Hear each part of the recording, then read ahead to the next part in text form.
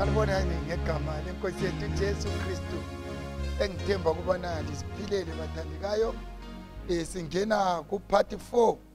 Ngaphansi kwesihloko esithi sona ngingakwazi njani ikusasa. How can I know the future? This future is about God, not the future empilo yami lempilo yakho. Singakangeni kulesi sifundo kasiceleni enkosini ngelizwi lomthandazo. Baba wethu osezulwini ngegama lenkosi yethu Jesu, udumo lobukhosi kabuzi ngakuwe. Sidingisisa ukwazi ukubana una lomhlaba uzaphetha ngani. Sidingisisa ukwazi ukubana kathi singaze sife kuzagcina kutheni kumbe ngubani ozabusa wona lo mhlaba. Konke kuselizwini lakho. Sivezele inhlakanipho ukuze ngelinye ilanga sibe khona kuona lo mbuso ngoJesu Kristu siyakhuleka. Amen. Siyabonga hlobo ethandikayo ke. Isifundo esedluleyo sike saxoxa kabanzi.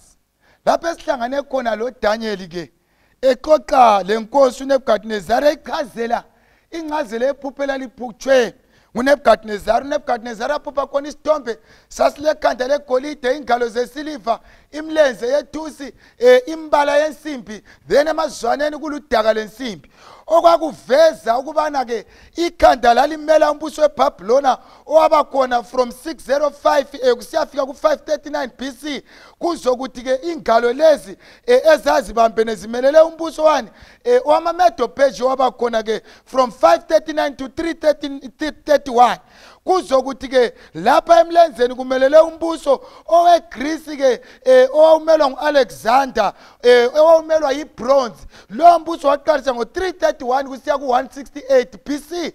Then 168 BC ke kusiyafika ku476 uJesu sezelwe ke labafundi bakaJesu sebefile 476 years uJesu swabuyela ezulwini. Umbuso weRoman Empire sihlangana lawo usima ukubusa kathi benefitani ngembuso le ekhulunywa lapha. Le imbuso hayi ngama world kingdoms. Le imbuso yayibusa ke kusukela emkhawulweni welizwe kuze kuyephetha mhlawumbe emkhawulweni welizwe. Ungakhangela umbuso weRoman Empire ubusa kusukela khonale eEurope wawushawuza ungenele engxenye yeAfrica. So ke lapha ke thina sifundani sibanda kulula. Lapha sifunda ukuthi iBhabhiloni ngabusa ime amaMedio lawo abuse ame, Alexander the Great abuse ame, kuzobuya iRoma ibuse ime. Okuzenzakala ngale kweRoman Empire akusela iworld kingdom. Akasekho zathi ngibusi South Africa kumbe ngibusi Africa ngibusi Asia ngibusi America ngibusa Europe. After umbuso weRoman Empire ngale kwakhona osulandela ngokaJesu. So kuhle ukuthi sikunanzelele ukubana thina asiseke embusweni weBhabhiloni, asiseke embusweni wamaMedo Persia, asiseke embusweni weGreece, asiseke embusweni wani weRoman Empire. Kodwa kathesi siphila embusweni ohlangeneyo ingcabangcoza okuveza ukuthi ngale kwawo ke anything umbuso obuya after that usungoka Jesu. Okuveza ukuthi indaba yokuyezulwini, indaba yokuza kukaJesu ayikho kude. Lesi sifundo bathandikayo sizochiya inselela kimi lawe ekubana sibe kwazi ukuthi uJesu ukhatshana nganani. Right. Asikhangeleni ke amaMedo Persia esebusile ke bathathelwa ngo331 bethathelwa iGreece. iGreece yayingeka Alexander the Great. Lo mbuso kuthiwa wawulamandla Alexander the Great. Umbuso wakhe wawuswift okutshengisa ukuthi wayephangisa ukuhlasela aphangisa ukuqeda impi. Kodwa ngesizathu sokubana uNkulunkulu ukhulumile 168 years umbuso wakhe uthathwa iRoman Empire. Mana sibali iBhayibheli. Ithona iBhayibheli ke kuvesi lingeli ka39 okhuluma lamazwi ngubani? nguDaniel. Ukhuluma lobani? loNebukadnezar.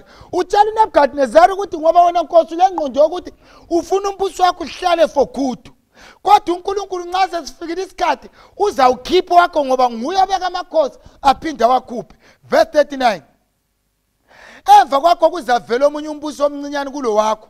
Kuvela lomunye owesithathu owethusi ozabusa umhlaba wonke. Kuza kuba khona umbuso wesine oqinileyo njengensimbi. ngoba njengoba isimbi ichoboza ibulale zonke izinto lawo uzachoboza ubulale zonke yonke imibuso kule ndaba la. Yiwuphi lo mbuso? Umbuso weRoman Empire. Kuthiwa lo mbuso uzabe uqinile njengensimbi. Number 1, umbuso weRoman Empire, this is the strongest empire since the world was created. Ngani ungawukhangela yiwo owabusa isikhathi eside. Uqalisa ukubusa 168 years uJesu engakabuyi, wachova waze wafika uqaliseni kweminyaka, wa-add futhi from 1 wa-add up to 50 AD up to 100 AD up to 250 AD kwathi kwafika u476 AD. Okutshengisa ukuthi yiwabusa isikhathi eside. Okwenza ubusa isikhathi eside yikuthi wawuqinile. Zazikhona izizwe yebo zazingazama kodwa wawuqinile. Kodwa singakhohlwa ukuthi umbuso awusurvive ngokuthi uqinile, usurvive ngokubona uThixo uthile ukuba nume kuze kube isikhathi lesi.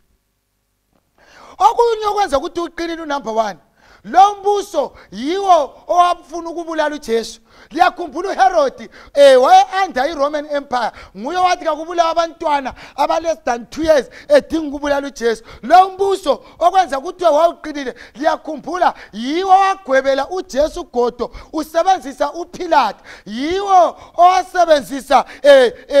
owasebenzisa uHerod ekhuluma bethonisisa uJesu. Liyakhumbula, this is the same kingdom owabulala abafundi bakaJesu. This is the same kingdom owabethela uJesu esiphambanweni.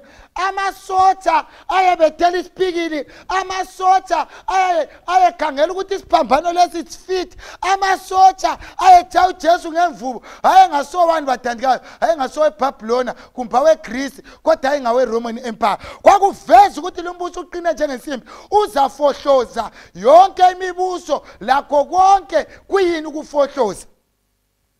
iRoman Empire yathatha yebo imbuso, but ukufohloza okukhulu okuthiwa yiBhayibheli, wafohloza wafohloza lo Israyeli, wafohloza abaprofeti bakaThixo, wafohloza wafohloza ilizwi likaThixo, kwasala kumnyama elizweni. So lo mbuso nxa kuthi uqinile, leli liqiniso. iBhayibheli lithi yona lo mbuso uzafohloza konke. Khona ke siza ngena in detail kuyini okwenziwa iRoman Empire. Kodwa isifundo esisala laso lapha kimi lawe namhlanje yilesi. iRoman Empire ke kusiyafika u476 yathathela umbuso. Umbuso wasusiba divided into 10 department. Waqalisa kwaba labanye sebebusa bengale, abanye babusa bengale, abanye babusa bengale, abanye babusa bengale. Siza kukhangela isifundweni esilandelayo. Then sokunjalo umbuso weRoman Empire waphela amandla. So ke bathandika uqhakathekileyo kuyini? Akuyi ngokuthi thina sicabangani, ngokuthi umbuso lo ulamandla, ngokuthi hayi leli lizwe lilamandla, kodwa kuya ngokuthi iBhayibheli lithi umbuso weRoman Empire, ama-world kingdoms wonke ahlaqina khona lapho. Khathesi sesiumelele ngumbuso wendodana kaJesu Kristu ozayo sihlobo ezithandikayo, ongalaqhuku, olothando. Kasizweni ke isifundo esilandelayo ukubana sisiphatheleni. Inkosi kayisenzele kuhle, sibe lokuzwisisa lokubekezelela ukuzilandela isifundo ukuze sikuzwisise siyakikho. Ngiyalithanda lo Jesu, uyalithanda. Ubani lo suku oluhle. Sihlanganeni esifundweni esilandelayo. Inkosi kayilibusise ngegama lenkosi yethu Jesu.